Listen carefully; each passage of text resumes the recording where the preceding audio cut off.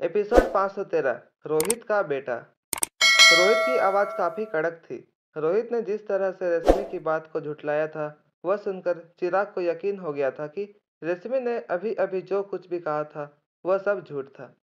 अपने दोनों हाथ अपनी जेब में डालते हुए रोहित अनिका के पास गया और अनिका की नज़र रेशमी पर बनाते हुए रोहित ने अनिका से कहा, ब्लैकेट, माफ़ करना, मगर तुम्हें मेरे लिए थोड़ी सी तकलीफ उठानी होगी। अनिका रोहित का इशारा समझ गई थी। रश्मि हैरान होकर रोहित के सामने देखने लगी। अनिका अपने बैग से अपने औजार निकालने लगी। रश्मि रोहित की ओर देखकर कहने लगी, यह आप क्या कह रहे हैं मिस्टर मारवा? मैंने अभी अभी जो कुछ भी कहा है वह सब कुछ सच है। रोहित ने रश्मि की बात को काटते हुए कहा, तुमने बहुत बेहतरीन अंदाज से अपनी कहानी सुनाई। यहाँ खड़े सभी लोगों को शायद तुम्हारी कहानी सच भी लगी, मगर सच्चाई मैं अच्छी तरह जानता हूँ। हम दोनों के बीच कोई संबंध नहीं बने थे।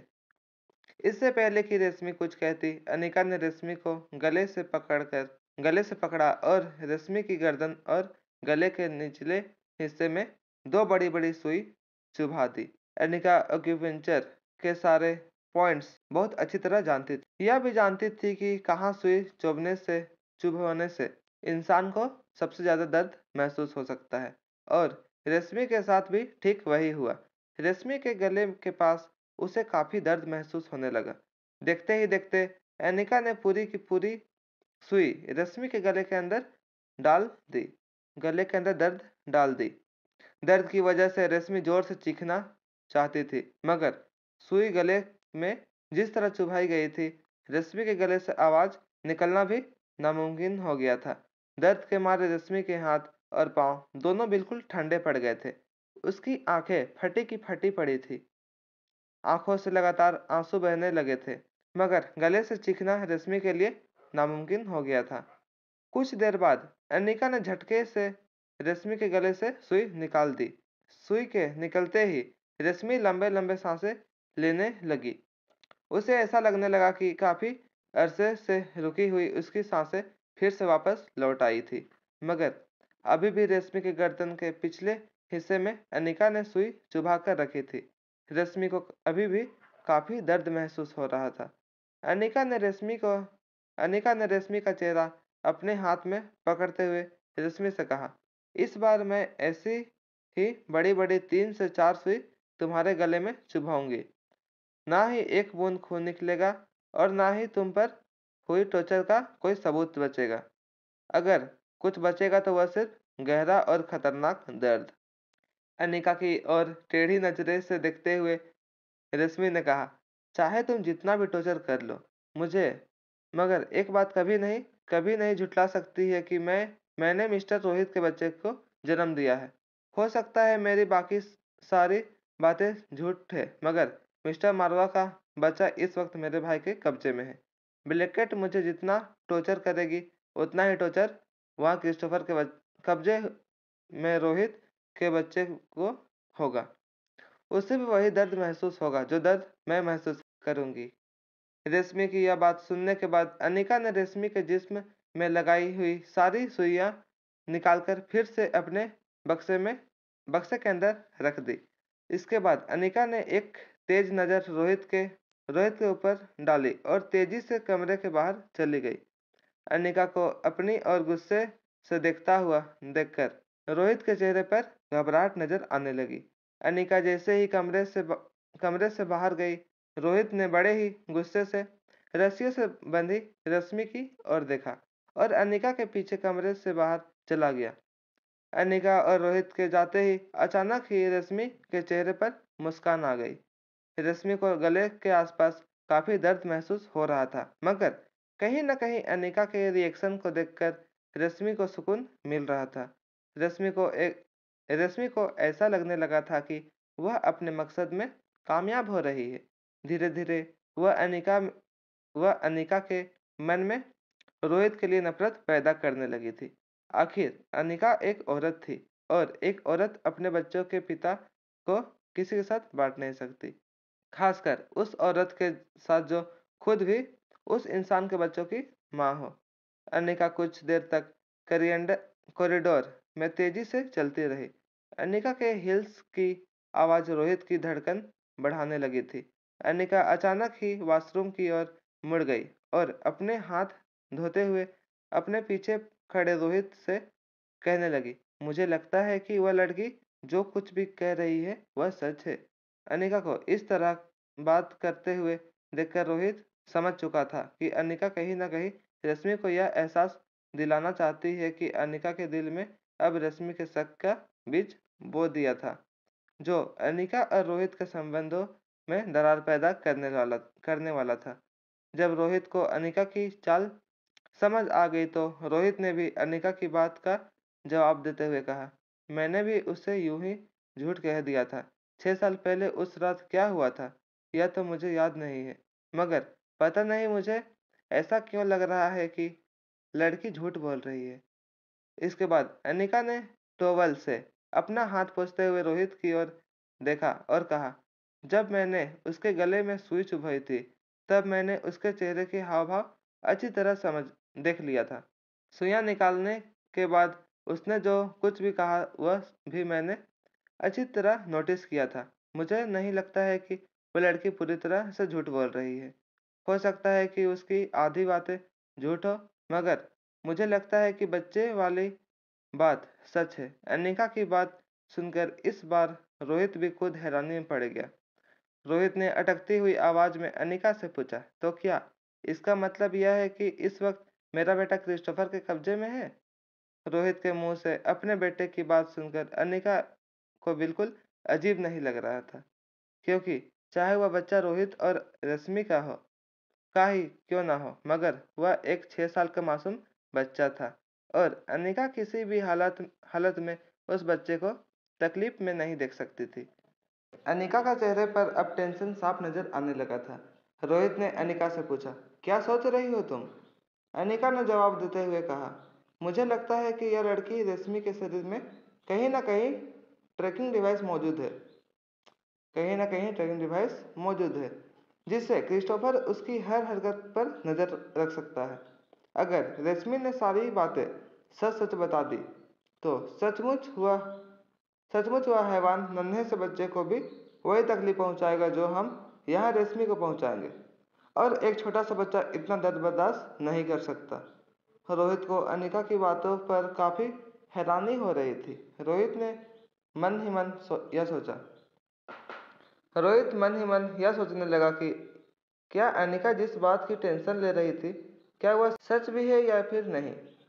अनिका को जिस 6 साल के बच्चे की फिक्र हो रही थी वह बच्चा सचमुच वजूद में था भी या नहीं। अनिका किसी भी तरह का रिस्क नहीं लेना चाहती थी। अब रश्मि पर किसी भी तरह का टॉर्चर करके बच्चे की जान को खतरे में नहीं डालना चाहती थी। अनिका के चेहरे को देखकर रोहित समझ चुका था कि अब आगे जो कुछ भी करना था वह रोहित को ही मैनेज करना था। अनिका कॉरिडोर से निकलकर अपने घर वापस जाने के लिए मारवा हाउस से निकलने लगी। तभी अचानक रोहित ने अनिका को रोककर पूछा, क्या तुम मुझसे नाराज हो? अनिका अपनी जगह पर रुक गई। अनिका ने मुड़कर रोहित को नहीं देखा और ना ही उसकी बात का जवाब देते दिया।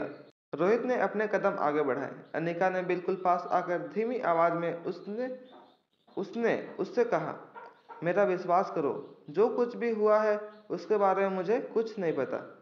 अनिका ने इस बार मुड़कर रोहित की आंखों में आंखें डालकर कहा, मुझे तुम पर विश्वास है। अनिका उस तरह की लड़की नहीं थी जो हर बात पर अपने पार्टनर पर शक करे। अनिका को जब रोहित से प्यार नहीं था तब उसे रोहित की किसी भी हरकत पर ना ही शक होता था, ना ही उसका रोहित के साथ किसी भी तरह का इमोशनल कनेक्ट था। मगर जब अनिका ने रोहित के साथ अपनी रिलेशनशिप एक्सेप्ट कर ली थी उसके बाद उसे अपने पार्टनर पर पूरा भरोसा था। अनिका अच्छी तरह जानती थी कि हर रिलेशनशिप की जड़ उसकी मजबूती उस रिलेशनशिप में एक दूसरे पर रखे हुए विश्वास पर होती थी। जब अनिका रोहित से प्यार नहीं करती थी तब अनिका ने अपनी असलियत रोहित को भी नहीं बताई थी, चाहे वह डॉक्टर अमृता की बात हो या एकेडमी की दीदी होने की बात हो या ऐसी कई सारी पर्सनैलिटी जो अनिका के अंदर शामिल थी। मगर रोहित के साथ रिलेशनशिप में आने के बाद उसने अपनी ज़िंदगी से जुड़ी कोई भी बात रोहित से छुपाने की कभी कोशिश नहीं की थी और वह जानती थी कि रोहित भी उससे कोई बात नहीं छुपाएगा। अनिका के जाने के बाद अचानक ही रोहित के चेहरे के हाव भाव पूरी तरह से बदल गए। रोहित के चेहरे पर अब काफ़ी गुस्सा नजर आ रहा था। उसके गाल और उसका माथा गुस्से से लाल हो चुके थे। रोहित तेज कदमों से फिर से बेसमेंट की ओर जाने लगा। जैसे ही रोहित बेसमेंट के कमरे में दाखिल हुआ, रोहित सीधा रश्मि के पास गया और इससे पहले कि रश्मि कुछ बोले या कोई हरकत करे, रश्मि के गाल पर एक जोरदार थप्पड़ मार पड़ा। रोहित की आंखों में रश्मि ने जुनून पढ़ लिया था। भले ही कमरे में काफ़ी अंधेरा था, मगर रोहित की आंखों में अपने लिए नफरत रश्मि को साफ नजर आने लगी थी। ऐसा लग रहा था कि किसी भी वक्त रोहित आगे बढ़कर रश्मि के जिस्म से उसकी जान निकाल लेगा। रोहित ने दबी हुई मगर गहरी आवाज में रश्मि से पूछा, वह बच्चा कहाँ है? रश्मि के होठों के पास से खून बहने लगा था, मगर फिर भी रश्मि को एक बात का कॉन्फिडेंस था कि जब तक वह बच्चा क्रिस्टोफर के कब्जे में था, रोहित उसका कुछ नहीं बिगाड़ सकता था। रश्मि ने मुस्कुराते हुए रोहित की ओर देखा और कहा, क्या तुम्हें लगता है कि मैं इतनी आसानी से उस बच्चे को तुम्हारे हवाले कर दूंगी? वह बच्चा बस एक ही जरिया था रश्मि को रोहित की गिरफ्त से बचाकर रखने का।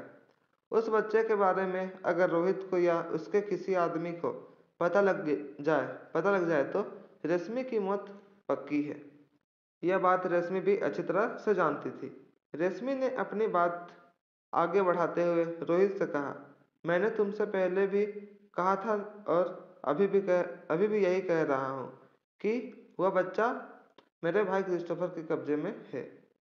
यह बात सुनते ही रश्मि को एहसास हुआ कि उसके माथे पर किसी ने जोर से वार किया था। अचानक ही उसका गला सिकुड़ने लगा।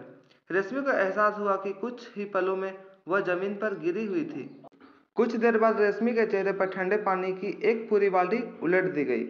बड़ी मुश्किल से रश्मि सांस लेने लगी। जब रश्मि तेज से सांस ले रही थी, तब उसे इस बात का एहसास हुआ कि पिछले कुछ घंटों से रश्मि इसी तरह जमीन पर बेहोश पड़ी थी। जब धीरे धीरे रश्मि ने अपनी आंखें खोली, तब रश्मि ने देखा कि उसके सामने एक सोफे पर रोहित अपने पांव पर पांव चढ़ाकर बिल्कुल आराम से बैठा था। रोहित के हाथों में एक सिम कार्ड जैसी छोटी सी चीज थी, जिसे रोहित ने ठीक रश्मि की आंखों के सामने जमीन पर फेंका और फिर रश्मि के ठीक आसपास उस चिप को रोहित ने अपने पाँव के नीचे कुचल दिया। रश्मि का सर रोहित के पाँव के पास था। रश्मि के गले में उसे काफ़ी दर्द महसूस हो रहा था। उसे इस बात का एहसास हुआ कि किसी ने उसका गला दबाकर उसे मारने की कोशिश की थी, मगर रश्मि के दोनों हाथ और पाँव रस्सियों से बंधे थे, जिसके कारण वह ना तो उठ पा रही थी और ना ही अपने शरीर का सहारा दे पा रही थी।